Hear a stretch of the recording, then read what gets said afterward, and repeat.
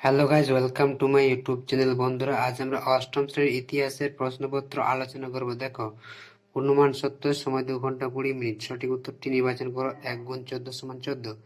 সাম্প্রদায়িক বাটোয়ারা নীতি কে ঘোষণা করেন? Ramsay McDonald. স্বাধীনতা দিবস কবে পালিত হয়? 15ই আগস্ট। মোগল সম্রাটের কাছ থেকে জগৎ শেঠ উপাধি পান কে? ফতেহ চাঁদ। বঙ্গভঙ্গ পরিকল্পনা করেন কে? Lord Curzon. গণপরিষদের স্থায়ী সভাপতি কে ছিলেন? ডক্টর রাজেন্দ্র প্রসাদ। সলভার সন্ধি স্বাক্ষরিত হয় কত সালে? 1782 সালে। সপ্তবিলোপ নীতি কে প্রবর্তন করেন? লর্ড ডালহৌসি। গান্ধীজি রাজনৈতিক আন্দোলনের অংশ হিসেবে প্রথম অনশন করেন আহমেদাবাদে।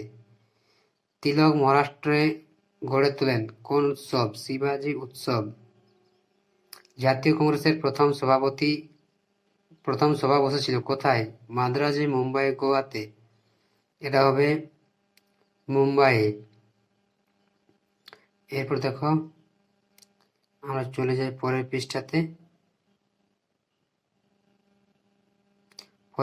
আছে দেখো, টয়ে নরমপন্থীদের দাবি ছিল সিভিল সার্ভিস পরীক্ষার বয়স কত করতে হবে?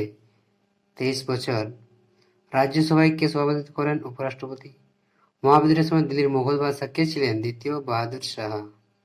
স্বামী বিবেকানন্দ চিকাগো ধর্ম সম্মেলনে যোগদান করেন কত সালে? 1893 সালে। এরপর 2 দাগে দেখো, বামপক্ষ ডানপক্ষ মিলাও। 1 × 5 = 5। এগুলো কিন্তু